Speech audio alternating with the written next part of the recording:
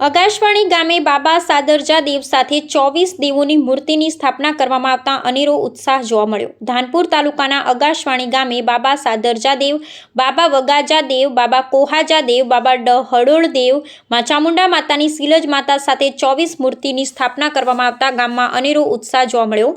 અગાશવાણી ગામના તડવી સમાજના તમામ સમાજના આગેવાન ભાઈઓ બહેનો આદિવાસી રીત રિવાજ પ્રમાણે બાબા દેવોના ગાયણા સવાર સાંજ આખો દિવસ ગઈ આદિવાસી પ્રમાણે પૂરી આસ્થા પ્રમાણે વર્ષોથી બાબા દેવનું પૂજન કરતા આવ્યા।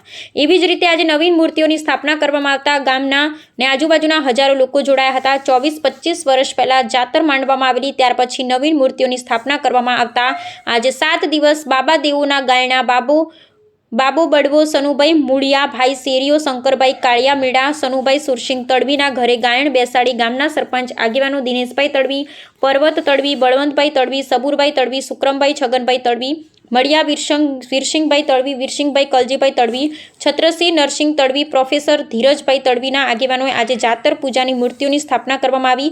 આકાશવાણી ગામે અહેવાલ ચંદ્ર મોહનિયા, ધાનપુર, દાહોદ।